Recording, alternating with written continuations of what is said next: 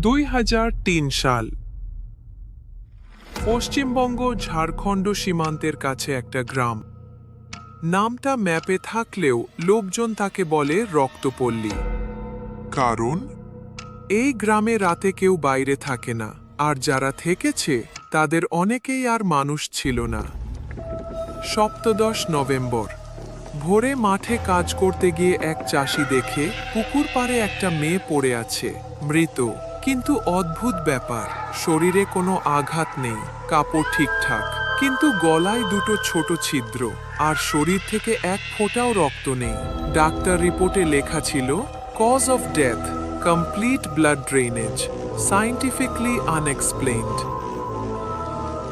গ্রামের লোকেরা তখনই ফিসফিস করতে শুরু করলো, ও আবার ফিরে এসেছে। পরের কদিনে আরও 3টা লাশ, সবাই তরুণ, সবাই রাতের বেলা একা ছিল। এক বৃদ্ধা বলল, আমি ওকে দেখেছি।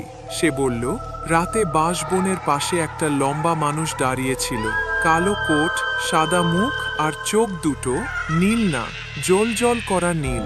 সে নাকি হাসছিল না, কিন্তু দাঁত দেখা যাচ্ছিল, লম্বা ধারালো দাঁত।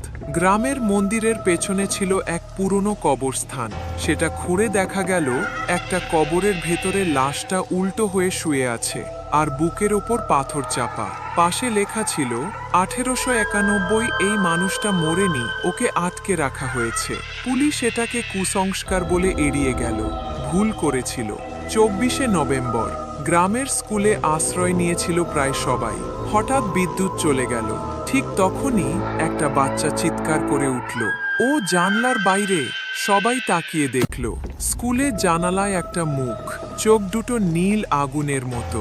মুখটা মানুষের, কিন্তু দাঁতগুলো মানুষের না। সে ফিসফিস করে বলল, আমি ক্ষুধার্ত। এরপর যা ঘটেছিল তার অফিসিয়াল রিপোর্ট আজও নেই।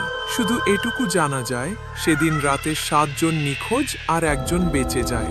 সে লোকটা এখনো বেঁচে আছে, মানসিক হাসপাতালে। সে শুধু একটাই কথা বলে, ও রক্ত খায় না শুধু, ও স্মৃতি খায়। তাই কেউ কিছু মনে রাখতে পারে না। গ্রামটা এখন খালি, নাম পাল্টে দেওয়া হয়েছে।